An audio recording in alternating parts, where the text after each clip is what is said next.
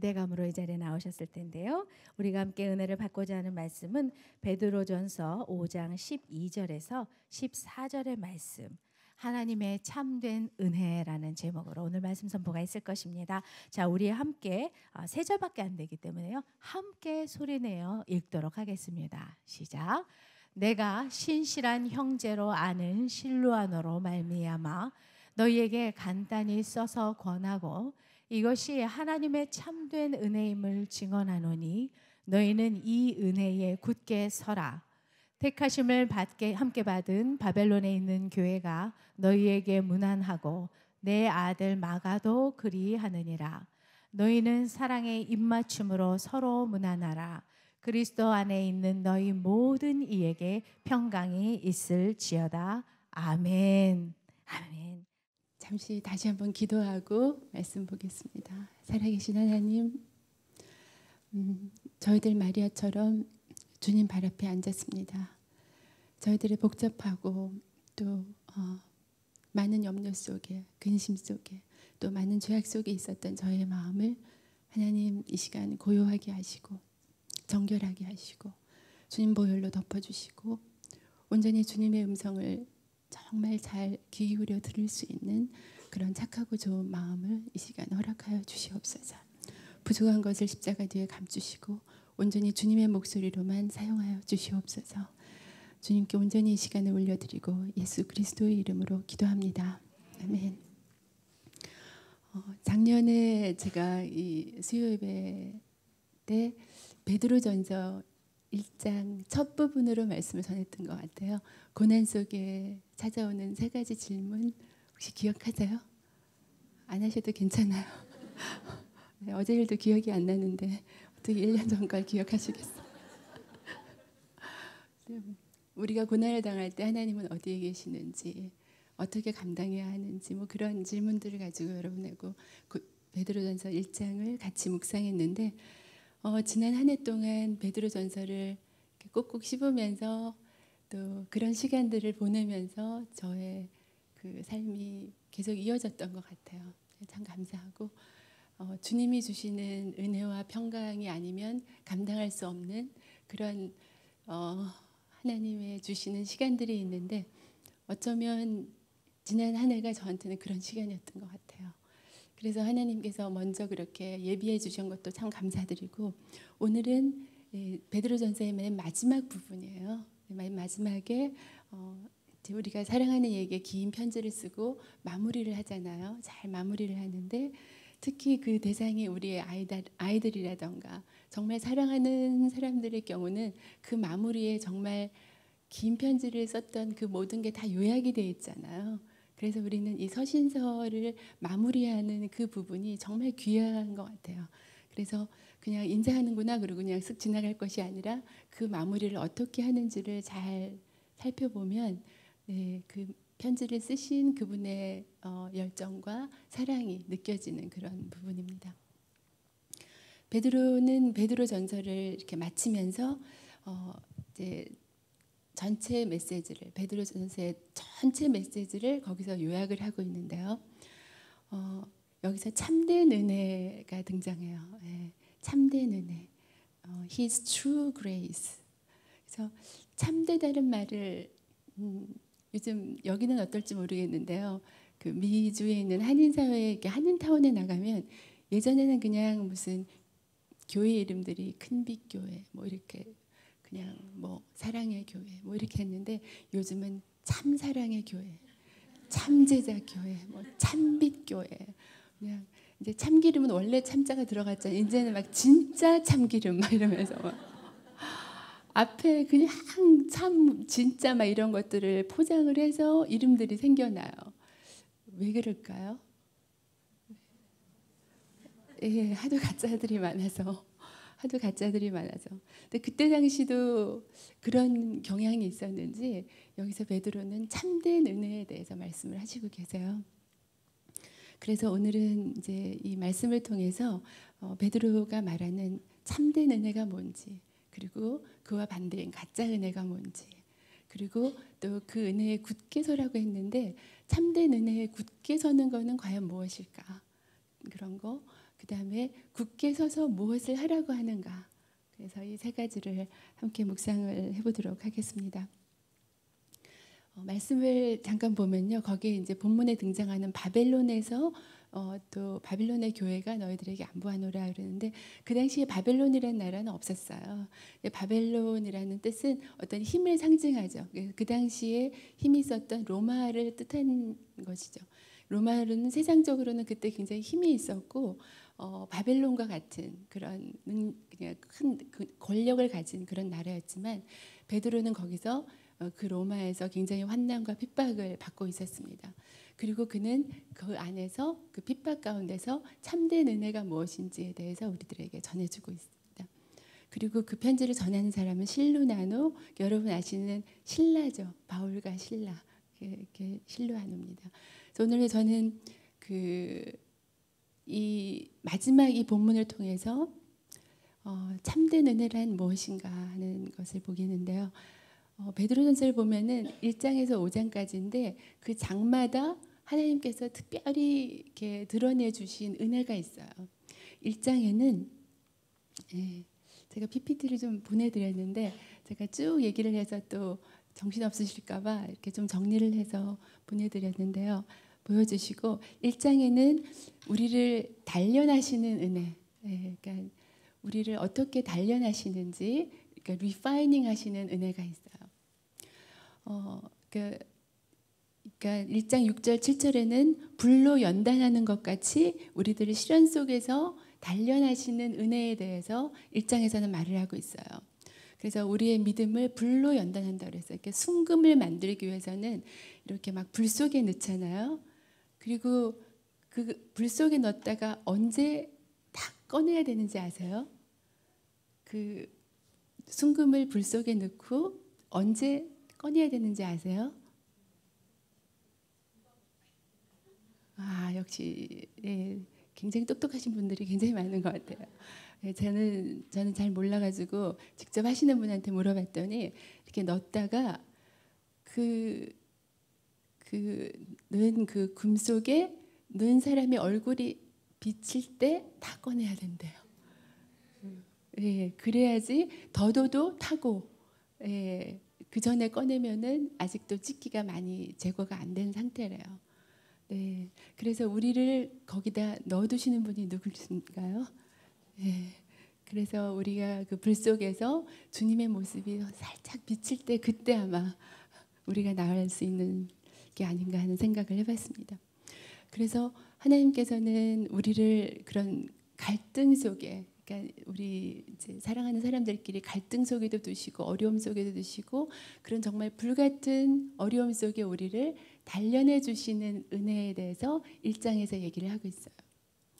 그 디트리티 버니퍼라는 분이 이제 신도의 공동생활이라는 책을 쓰셨어요. 그 책은 참 모든 분들에게 강추하고 싶은데요. 거기서 그분이 갈등은 은혜의 시간이다라는 글을 쓰셨어요.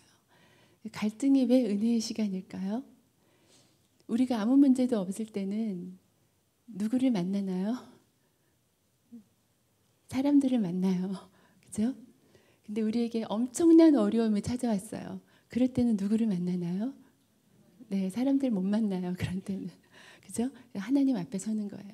그래서 갈등의 시간이 우리에게 은혜의 시간이에요. 하나님 앞에 더 많이 앉기 때문에. 그래서 그러니까 미국에서 서부에서 동부로 생선들을 운반할 때 보통 한두 마리는 죽어 있대요. 동부에 가면. 근데 그 물고기들을 안 죽이기 위해서 문어를 한 마리 넣어둔대요. 그러면 생선들이 그 문어한테 괴롭힘 당하면서 막 먹히지 않으려고 계속 운동하고 한 마리도 안 죽는데요. 동부까지. 그래서 이제 같은 맥락으로 그 아내가 있는 남편들이 오래 산대요. 이해하시는 분에게만 은혜가 있을 줄로 믿습니다. 그래서 그 참된 은혜는 하나님께서 그런 어려움과 갈등을 통해서 우리를 살리시는 은혜. 그 은혜에 대해서 1장에서 설명을 해주셨어요. 이거를 영어로는 tough love라고 그러죠. 예. 그다음에 2장에서는 우리에게 새로운 정체성을 주시는 하나님의 은혜. 그러니까 우리는 우리가 원하는 정체성들이 있어요. 세상에서 뭔가가 되고 싶은. 하나님을 몰랐을 때 우리가 원하는 정체성들이 있잖아요. 근데 이렇게 2장에서는 하나님께서 하나님만이 주실 수 있는 정체성에 대해서 쭉 말씀을 하셨는데 그게 뭐냐면 네, 너는 왕 같은 그죠? 왕 같은 제사장이고 택하신 족속이고 거룩한 나라고 예수님께 소유된 백성이고 그런 엄청난 그 말씀들을 막 주시면서 너네들의 트루 정체성은 이거다 이렇게 말씀을 하셨어요. 근데 우리는 어떤 가짜 정체성 그러니까 잠깐 사라질 수밖에 없는 이 세상에서의 정체성을 위해서 굉장히 많은 시간과 또 어쩌면 기도도 그렇게 많이 하고 살아가는 것 같아요. 이런 사람이 되게 해주십시오. 우리 아이들 이런 사람이 되게 해주십시오. 그런 거죠. 그래서 세상에서 살면서 하와가 받았던 그 유혹처럼 뭔가 힘 있는 사람이 되고 싶고 우리 아이들도 뭔가 세상에서 인정하는 그런 사람이 되고 싶고 하는 그런 유혹들이 날마다 우리에게 찾아왔을 때 우리는 하나님께서 진짜 주신 그 정체성을 잊어버리고 가짜 정체성 때문에 막 연연하고 거기에 정말 모든 걸 걸고 그렇게 살아갈 때가 있죠. 그래서 하나님께서는 너희들이 세상에서 노력해도 얻을 수 없는 영원한 정체성, 너무나 고귀한 그런 정체성을 너희들에게 준다라고 말씀하시면서 그 2장에는 하나님께서 우리에게 새롭게 주시는 어떤 정체성에 대한 은혜, 그런 참된 은혜를 말씀을 하시고 계세요. 그래서 세상이 우리를 아무리 슬프게 하고 힘들게 해도 하나님께서 주시는 그 정체성 때문에 기뻐하고 즐거워하고 감사할 수 있도록 그런 정체성이 무엇인가 하는 것을 말씀해 주시고 계십니다. 제가 예전에 불신자 사역을 할 때 제가 이렇게 워크숍 할 때 자주 등장하는 인물인데요. 남편이 계속 바람을 피웠어요. 근데 국제 결혼을 하셔서 남편은 이제 외국 사람인데 계속 바람을 피고 이 여자는 남편의 사랑을 얻는 그 남편에게 가장 사랑받는 사람이 되고 싶은 게 이 사람의 소원이었고 꿈이었어요. 늘 기도 제목에 그거를 얘기를 하는 거예요. 근데 이제 이 남편은 지속적으로 바람을 폈어요. 그래서 어느 날 또 바람을 폈다는 걸 알게 되고 이 사람이 손목을 그어버렸어요. 그래가지고 이제 굉장히 거치신 분인데 제가 이제 찾아갔어요. 근데 우리 시어머니는 막 가지 말라 그러셨어요. 왜냐면 제가 그때 임신 8개월이었거든요. 그래서 막 그런 몸으로 그런 부정한 데 가면 안 된다고 못 가게 하시는 걸 이제 몰래 가서 막 도와드리고 막 그랬는데 아무도 없는 거예요. 남편도 오지 않고 가족도 없는데 제가 막 도와드렸는데 이분이 정신을 차리더니 저를 막 때리는 거예요. 왜 살려냈냐고. 그래서 이제 막 맞다가 맞고 있었는데 갑자기 이제 그 남편이 오더니 싼 병원으로 옮기라고 막 이제 화를 내고선 가버렸어요. 그러고 나서 이제 이 사람이 막 화를 내고 자기는 죽을 건데 왜 살려냈냐고 막 그러고 뭐 굉장히 말도 거칠고 그런 분이었어요. 근데 친구들이 막 또 들어오는데 또 비슷하게 거치신 분들이 딱 들어오셨어요. 근데 그분이 이제 그 친구들에게 하는 말이 너희들 우리 선생님한테 인사해. 그래서 그때 완전 이게 막 조폭 같은 분위기예요. 그래서 그분들이 인사하더니 그 다음부터 또 성경부에 다 나오시는 거예요. 그렇게 해서 이제 막 부흥을 하는데 정말 말도 거치고 그분이 원하는 정체성은 정말 세상에서 남편에게 사랑받는 여자였어요. 그런데 이제 말씀 가운데 이제 결국 그 남편은 그 여자분을 떠났어요. 그래서 굉장히 힘들게 살고 우리 모두가 돕고 그랬는데 이제 세월이 많이 지났는데 결론만 얘기하자면 그분이 지금 목사님 사모님이 되셨어요. 그래서 이제 그 예전에 그 원했던 그 정체성이 아니라 하나님 나라에서 어떻게 살아야 되는지를 말씀 가운데 배우면서 세월이 많이 지나서 어떻게 목사님을 만나게 돼서 목사님과 결혼을 하고 막 신방 다니시고 예전과 같지 않은 굉장히 우아한 말투로 살아가시고 네. 그래서 하늘나라의 정체성으로 회복되었을 때 완전히 다른 분이 되는 거예요.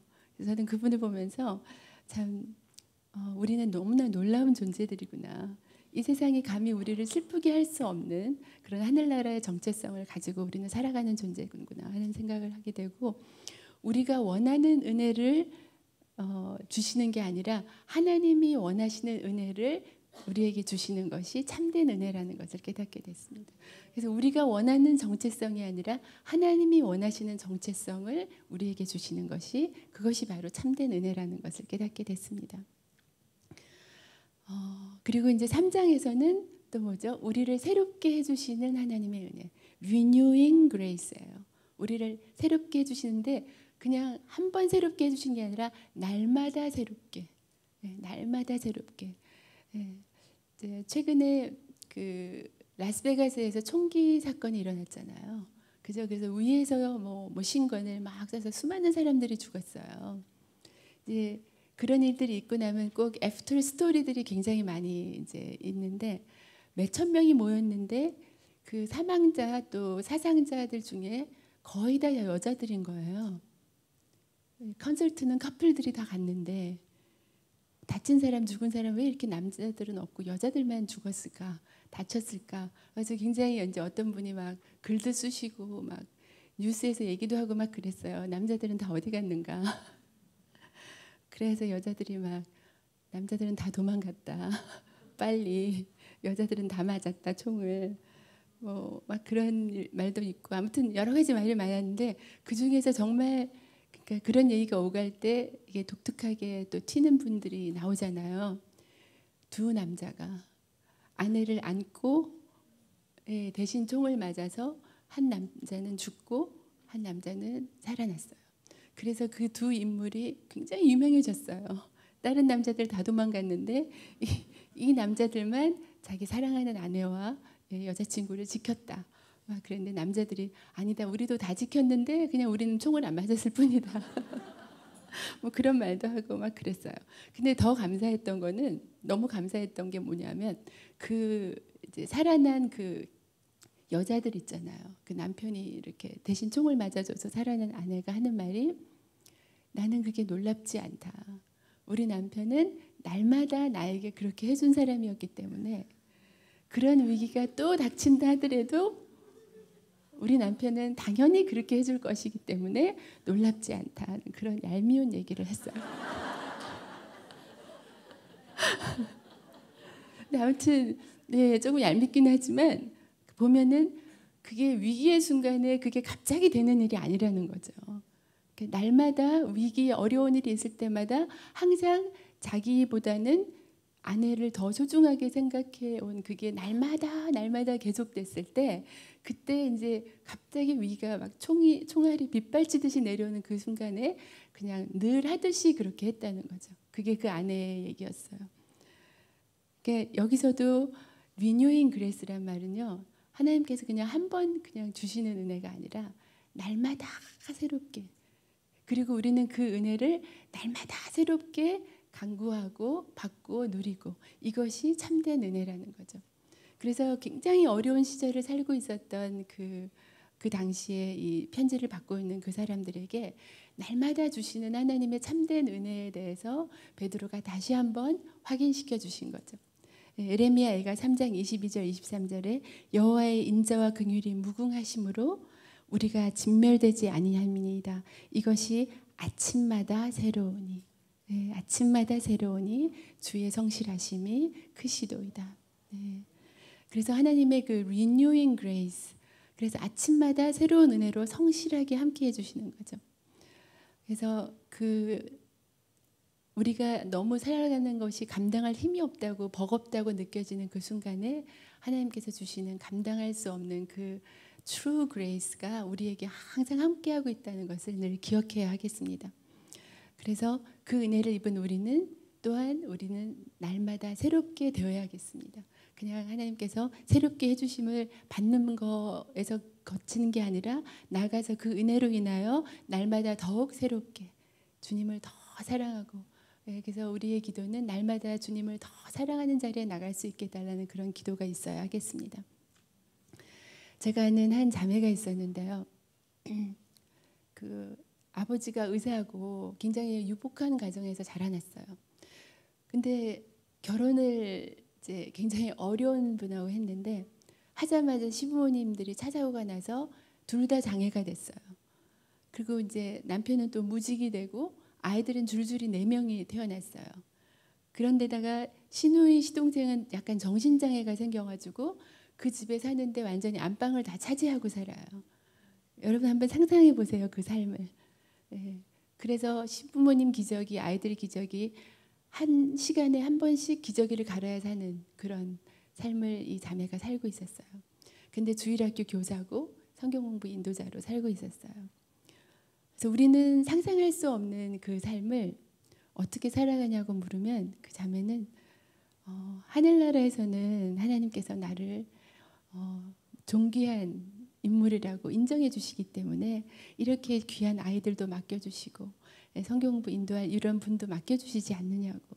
비록 세상에서 나의 하는 일은 기저귀 가는 일밖에 없고 날마다 끼니를 걱정해야 되는 일밖에 없지만 하나님께서 나를 인정하시고 이 귀한 사역을 맡겨주신다는 그 하늘나라의 정체성 때문에 자기는 살아갈 수가 있고 또 날마다 공급해 주시는 하나님의 은혜 때문에 감당하고 있다고 그렇게 얘기를 했어요.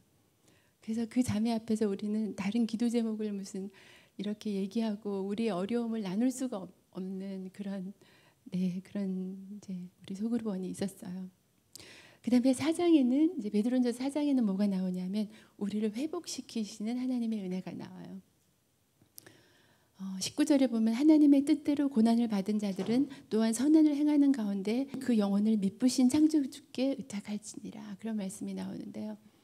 우리는 비록 세상에서는 우리의 물질과 우리의 건강과 이런 것들이 회복이 안 된다 할지라도 그런 어려운 시간들을 통해서 우리의 영혼을 회복시켜 주시는 하나님의 참된 은혜를 생각해야 하겠습니다. 저는 이 참된 은혜를 모를 때는요.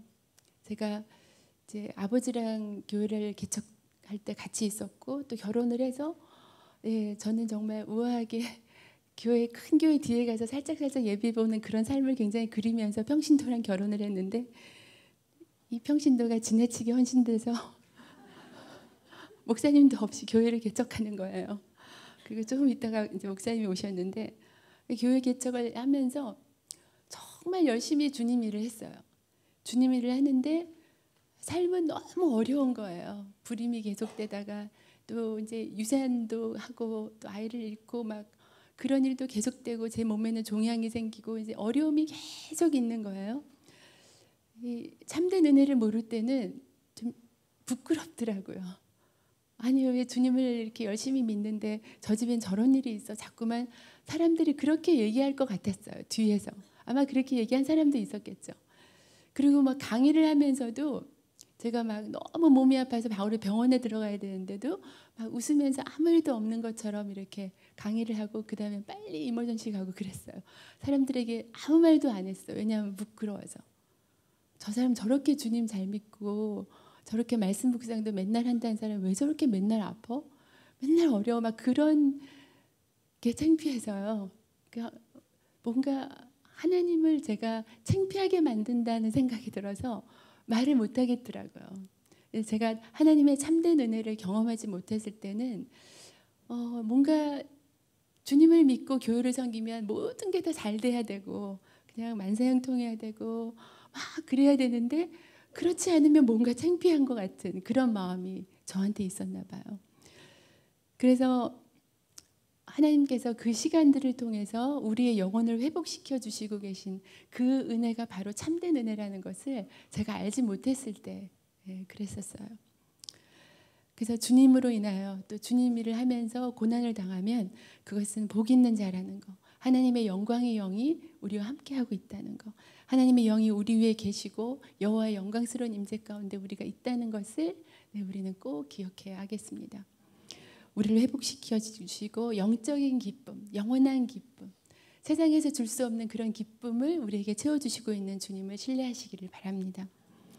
세상의 삶은 비록 어렵지만 그리고 우리의 육신이 너무 아프지만 영적으로 우리를 더 성숙시켜 주시는 그 하나님의 은혜가 바로 참된 은혜입니다. 그것은 이 세상 누구도 줄 수 없는 참된 은혜입니다. 주의 말씀은 내 발의 등이라고 그러셨죠. 우리는 이해할 수 없어요. 왜 이런 일이 있는지. 그렇지만 주님의 말씀은 우리가 딱 한 발자국 걸을 만큼 비춰주세요. 우리의 앞길을 다 알지 못하고 우리의 고난을 다 이해하지 못해도 그냥 한 걸음씩 비춰주시는 주님의 은혜 때문에 우리는 살아갈 수 있는 것. 그것이 주님의 참된 은혜입니다. 그게 4장 말씀이고요. 5장에는 우리를 불러서 영광스러운 그 자리에 올라가게 하시는, 이 고난이 아니면 갈 수 없는 그런 고난의 자리에서 영광스러운, 그러니까 하박국 선지자가 말한 것처럼 그 우리의 발로 높은 곳으로 다니게 한다 그랬잖아요. 이 세상의 기준대로 살아가는 게 아니라 높은 곳에 우리의 발을 두시는 하나님. 네. 가장 의미 있는 삶을 추구하게 하시고 가장 의미 있는 삶을 갈망하게 하시는 그 은혜죠. 그래서 잠깐 우리가 이렇게 고난을 당하지만 하나님께서 우리를 온전하게 하시고 우리를 굳건하게 하시고 강하게 하시고 우리의 털을 견고하게 하시는 그것이 하나님의 참된 은혜입니다. 북한 선교를 하시는 한 선교사님의 이야기를 들었어요. 그러니까 북한 선교를 가실 때는 미리 이렇게 뭐 컨택을 정하고 그렇게 가지 않으신대요. 그냥 가서 기도하시는 거예요. 하나님께서 누군가를 연결시켜 주시기를. 그 선교사님이 가셔서 이제 기도를 하시는데 일주일이 지나도 아무도 연락이 안 오고 뭐 누가 찾아오는 사람도 없었대요. 근데 어느 날 이렇게 밖에 앉아 있는데 조그만 소년이 오더니 툭 치고 가더래요. 그래서 아니 너 왜 어른을 그러냐고. 그랬더니 계속 툭툭 치더래요. 그래서 선교사님이 이상해서 그 소년을 쫓아가 봤대요. 근데 막 골목길로 막 가다가 아무 말도 안 하고 그 선교사님 손을 이렇게 잡더니 우리가 예수 그리스도의 피로 하나가 되었습니까? 이렇게 쓰더래요. 그래서 그렇다고 그랬더니 이제 지하교회로 연결을 준 거예요. 그래서 이제 그 지하교회 분들을 다 만나서 사역을 다 하고 이렇게 오면서 그 소년이 너무 귀하잖아요. 그래서 그 선교사님이 너가 소원이 뭐냐? 내가 소원을 들어주겠다. 뭐 이 선교사님 생각에는 무슨 뭐 돈이라던가 뭐 그냥 쌀밥을 못 먹고 사니까 뭐 그런 거라던가 뭔가 들어줄 수 있을 거를 말할 것 같아서 물어봤대요. 그랬더니 부탁이 있다고 얘기를 하면서 이렇게 주머니에서 이렇게 꼬깃꼬깃 뭐 한 거를 한 꾸러미를 주더래요.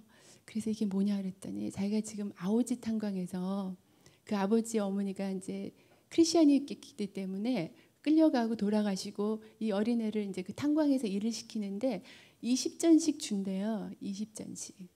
그래서 이제 그걸로 사는데 이 아이가 자기가 11조를 모아놨는데 그거를 어떻게 줄 교회가 없는 거예요. 여기서는 서로 그런 거 전달했다가 안 되고 그러니까 선교사님이 이거를 가지고 가셔서 어떤 교회를 만나면 이거를 꼭 내달라고. 그게 그 소년의 부탁이었어요. 소원이었어요. 그래서 이것이 바로 우리를 높은 곳에 다니게 하시는 하나님의 은혜예요. 네.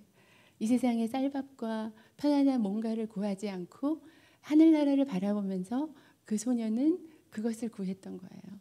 그래서 그 5장에서는 우리를 불러서 영원한 영광을 바라보게 하시는 그것이 하나님의 참된 은혜라는 것을 말씀해 주십니다. 그리고 언젠가는 영광의 자리로 우리를 옮기실 주님을 바라보면서 우리의 염려를 다 주께 맡기라고 하십니다. 때가 되면 우리를 놓아주시고 우리의 묶음을 풀어주실 그 하나님의 은혜, 그 놀라운 은혜가 바로 5장에 나와 있습니다. 그래서 베드로전서는 은혜가 넘치는 그런 책입니다. 하나님이 베푸시는 참된 은혜가 무엇인지 그 은혜를 알려주시는 책인데요. 하나님의 은혜는 결코 어려움이 없고 안전하고 넉넉한 삶을 주시는 것이 하나님의 은혜가 아니라는 것을 알려주십니다. 보면은 이제 본문에 마가라는 사람이 등장하잖아요. 이 마가라는 인물을 잠시 조명을 하기를 원합니다. 사도행전 15장에 보면은 이 마가는 바울에게 너무 힘든 존재였어요. 바울은 굉장히 이렇게 정확하고 논리적인 사람이었는데 뭔가 이 마가는 좀 거기에 맞지 않은 사람이었던 것 같아요. 근데 이 바나바는 굉장히 또 격려의 사람이고 그래서 바나바는 마가를 끝까지 챙기고 싶었는데 바울은 절대로 안 된다. 그리고 뭐 그렇게 좋았던 두 사역자가 마가 때문에 갈등이 일어난 거 보면 뭔가 마가는 좀 힘든 사람이었던 것 같아요. 근데 그동안 무슨 일이 있었는지는 모르나 나중에 바울은 마가를 그의 말년에 내게 꼭 필요한 사람이니 내게 데려오라라고 말씀을 하세요. 그리고 베드로도 이 본문에서 내 아들 마가를 이렇게 얘기하고 있죠. 예, 아무도 얘기를 해주지 않지만 이 마가의 삶 속에도 베드로가 설명해 주는 것과 같은 하나님의 참된 은혜가 임했던 것 같습니다. 그래서 그는 예전에는 정말 모두에게 불편함을 주는 사람이었는데 이제는 정말 바울에게도 필요한 사람이고 베드로에게도 아들과 같은 사람이 되었습니다. 참된 은혜는 우리를 하나님 나라에서 꼭 필요한 사람으로 만들어주는 은혜입니다. 세상에서 잘 먹고 잘 사는 게 아니라 참된 은혜는 그 은혜를 거침으로써 우리를 하나님 나라에서 꼭 필요한 사람으로, 사람들에게 꼭 은혜를 끼칠 수 있는 그런 사람으로 만들어 주십니다. 그래서 하나님께서 신뢰할 수 있는 하나님의 자녀가 됩니다. 아까 우리가 참된 은혜가 뭘까, 가짜 은혜가 뭘까 그런 생각했죠. 그래서 여러분 참된 은혜에 대해서 들으시고 나니까 가짜 은혜가 뭐라고 생각이 드세요? 저는 이 여러분들의 눈빛이 참 좋아요. 반짝반짝하면서 생각하시는 그 눈빛. 가짜 은혜는 뭘까요? 네. 우리가 어떤 때 가짜 은혜를 구하는 걸까요? 네. 이 땅에서 병 없이 편안하고 안락하게 우리 아이들 아무도 건드리지 않고 편안하고 대로가 열리고 그죠? 그런 편안하게 사는 거, 우리가 원하는 부와 명예와 완벽한 건강과 그런 출세해서 하나님께 영광 돌리는, 어쩌보면 그것도 은혜이다라고 생각이 들고 충분히 우리가 그런 일이 있을 때 하나님 은혜라고도 또 얘기를 하죠. 그렇지만 여기서는 참된 은혜라고, 그렇죠? 참된 은혜와 참되지 않은 가짜 은혜는 우리가 틀림없이 알아야 됩니다. 왜냐하면 가짜 은혜를 구할 때는 굉장히 자기중심적인 사람이 되거든요. 그리고 참된 은혜를 알아야 하나님께서 참된 은혜를 우리에게 부어주십니다. 여러분, 제가 요즘 간신과 충신에 대해서 많이 묵상을 해요. 왕에게 가까이 있는 사람 중에는 간신도 있고 충신도 있죠. 그 두 간신과 충신의 비슷한 점은 뭘까요? 네, 왕 가까이 있어요. 왕하고 되게 친해요. 다른 점은 뭘까요?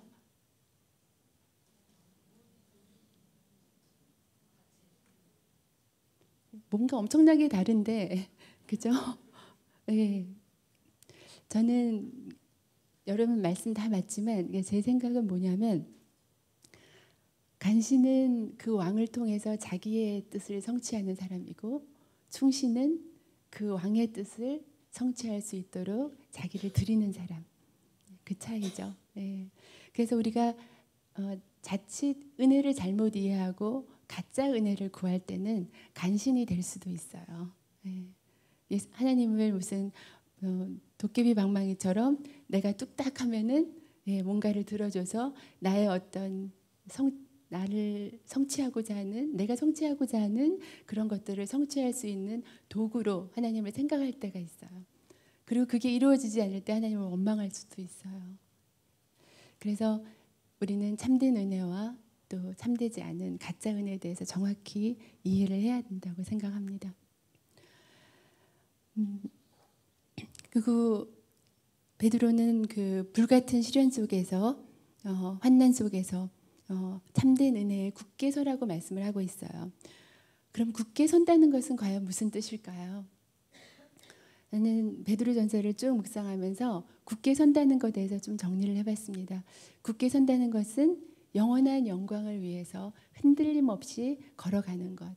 그래서 수많은 선교사님들과 순교자들이 자기의 목숨과 가족들과 편안함을 다 포기하고 흔들림 없이 그 영광을 바라고 걸어갈 수 있는 것. 그것이 바로 참된 은혜에 굳게 서는 삶이라고 생각합니다.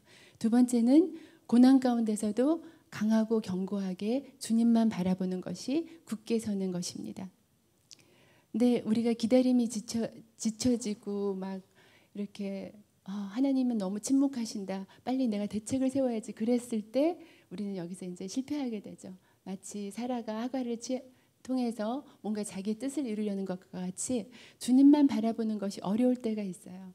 그래서 우리는 항상 참된 은혜를 기억하고 거기에 굳게 서는 것, 주님만 바라보는 것, 그것이 바로 견고하게 굳게 서는 것입니다. 세 번째는 비록 사라처럼 넘어져도 마가처럼 또 오네시모처럼 실수한 삶이라 할지라도 넘어져도 다시 일어나서 산 소망을 품는 것이 바로 참된 은혜에 굳게 서는 것이라고 베드로전서는 말하고 있습니다. 네 번째는 선한 양심으로 하나님을 드러내는 것.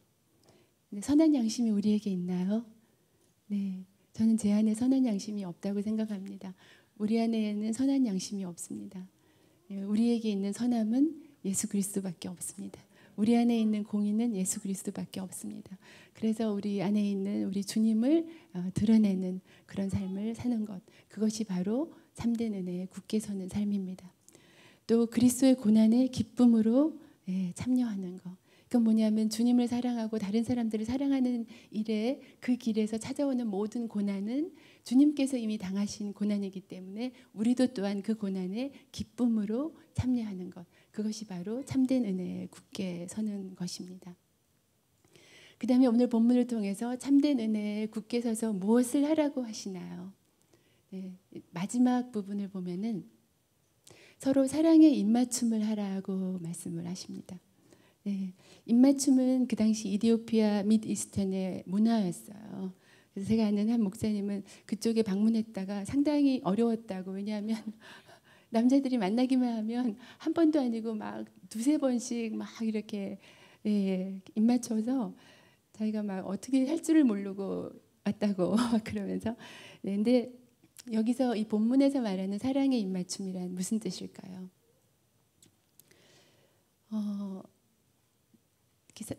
그때 당시 베드로전서를 이제 읽어야 됐던 그 사람들은 굉장히 어려움 가운데 있는 사람이었어요.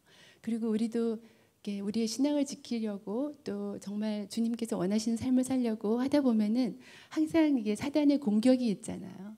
베드로전서 5장 8절에 보면은 사단이 우는 사자와 같이 찾아온다고 했어요. 우는 사자와 같이 찾아오면은 그 사자를 만나면 우리에게 어떤 변화가 일어나나요? 가장 이제 보통 많이 일어나는 변화는 뭐냐면 이제 믿음 생활을 하고 또 가까운 사람들끼리 아름다운 관계를 하다가 그것이 다 일상에서 그만두고 싶은 거예요. 하기 싫다. 그럴 때 여러분은 딱 알면 돼요. 사자에게 물렸구나. 강아지가 아니라 사자야. 이건 우는 사자가 우리를 물은 거라고 표현을 하는 거죠. 그래서 우리 누구에게나 그런 시간이 찾아올 때가 있어요. 견디고 살다가 갑자기 우는 사자가 그냥 크게 물어버리면 우리는 모든 것들을 다 포기하고 싶어요. 도망가고 싶어요. 그래서 그런 마음이 들 때 우리는 누군가가 필요해요. 누군가가 필요하는데 누가 필요하냐면 참된 은혜에 굳게 선 사람들이 사랑의 입맞춤을 해줘야 될 때예요. 그때가 괜찮다. 나도 그랬었다. 다 이겨낼 수 있어. 조금만 더 견뎌라. 도망가지 말고 잘 견뎌보자. 그렇게 위로하고 그렇게 하면서 살려내는 거죠. 우는 사자에게 물린 사람을 죽지 않도록 살려내는 거죠. 여기서 사랑의 입맞춤은 공감해 주는 것입니다. 막 설교하고 막 정신 차려라. 네가 이럴 때냐 막 그러게 아니라 얼마나 힘들어 막 이렇게 공감해 주는 그리고 격려해 주고 응원해 주는 거죠. 너 잘했어. 여태까지도 잘했잖아. 앞으로도 잘할 거야. 이게 사랑의 입맞춤이에요. 조금만 견디면 된다. 그래서 이런 사랑의 입맞춤은 그 참된 사랑에 굳게 선 사람들이 줄 수 있는 거예요.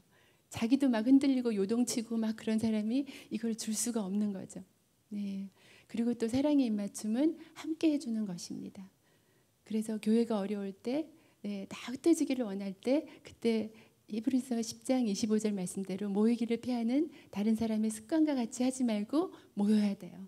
함께 해줘야 돼요. 이것이 사랑의 입맞춤이에요.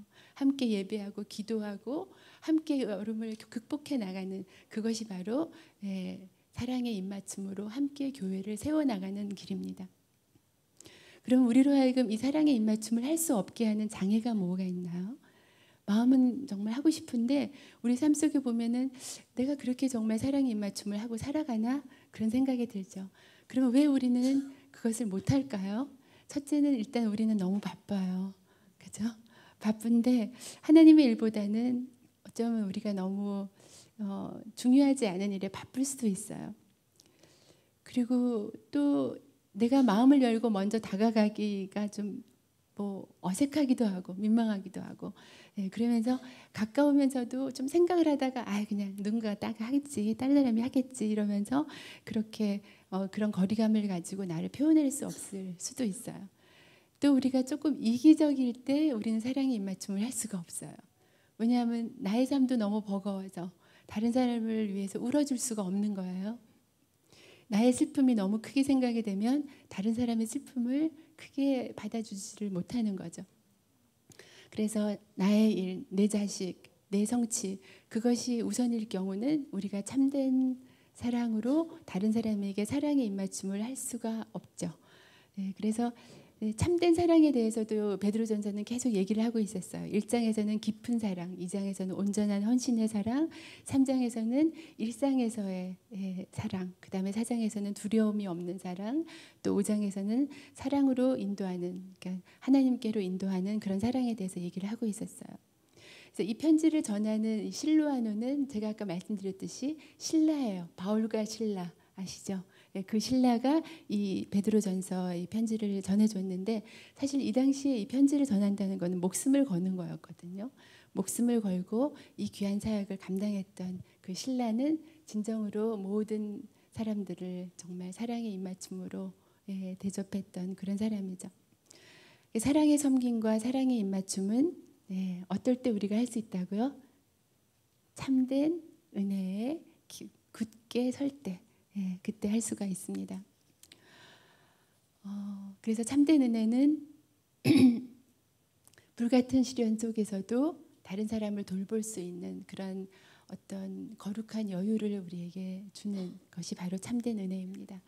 그리고 그 은혜에 굳게 서야 돼요. 두렵고 떨리는 그 무릎을 우리가 강하게 하고, 두 발에 힘을 주고 발을 땅에 붙이고 요동하지 않게 이렇게 굳게 서야 합니다.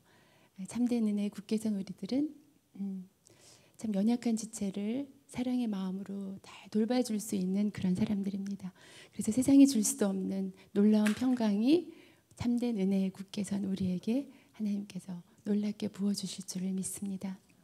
이 시간 잠깐 기도하고 우리 하나님께 찬양 드리고 함께 주님 앞에 나가서 기도하는 시간 갖도록 하겠습니다. 귀하신 주님, 참된 은혜를 우리에게 가르쳐 주신 주님, 이 시간 하늘문을 여시고 주님의 영을 저희들에게 물같이 부어주시옵소서. 주님의 말씀을 갈급하여 이 자리에 나온 저희들, 주님을 더 사랑하는 마음으로 주님 앞에 나가서 기도하는 시간 갖기를 원합니다. 주님, 우리와 함께하여 주시고 우리의 찬송과 우리의 경배를 받아주시옵소서. 사랑하는 구주 예수님의 이름으로 기도합니다. 아멘.